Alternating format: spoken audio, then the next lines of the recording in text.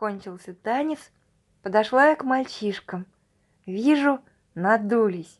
Саня жует, а Юрик куда-то уставился и, кажется, разговаривать не хочет. А рядом на стене картина висит в тоненькой железной рамке.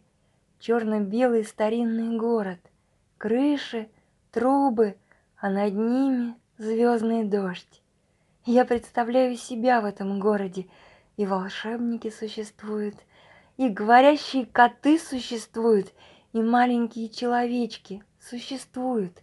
И все это есть, чего нет на самом деле, а бывает только в сказках. И не надо домой спешить, и дневника нет, который мама все еще не видела. И вдруг, словно с другой планеты, слышу сухой голос Юрика. «Пора идти». И я сразу понимаю, что маленьких человечков нет, а дневник существует взаправду. Вот ведь нужно человеку взять и все испортить. Юрик снял простыню, отдал Сане, говорит, я пошел. Совсем он что-то разозлился в самом деле и домой ушел. И нам с Саней стало невесело и неуютно. Мы немного еще постояли в подъезде, греясь у батареи. Саня, видимо, тоже обиделся, но он совсем другой человек. Может быть, не такой умный, как Юрик, зато добрый. Он всем своим видом старался меня подбодрить. Я от этого еще сильнее чувствовала свою вину, не знаю какую, и еще сильнее возмущалась.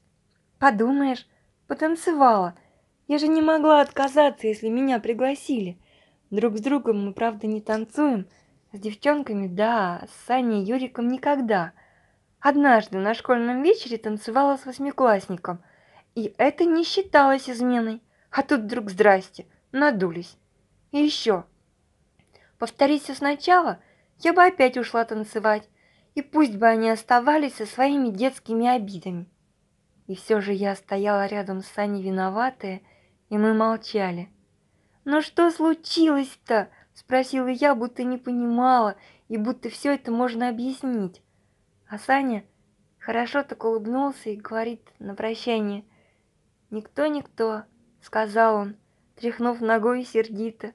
«Никто-никто», — сказал он и улыбнулся в сито. Мне прямо его расцеловать захотелось, все-таки Саня очень добрый. Дома меня, конечно, засекли, замызганной простыней под одеяльником. Мама здорово рассердилась. Хорошо еще, думаю, пятна тления не нарисовали, а то бы меня, наверное, выдрали. Всегда почему-то и веселое грустным оборачивается. И я какая-то нелепая, одни от меня неприятности и расстройства.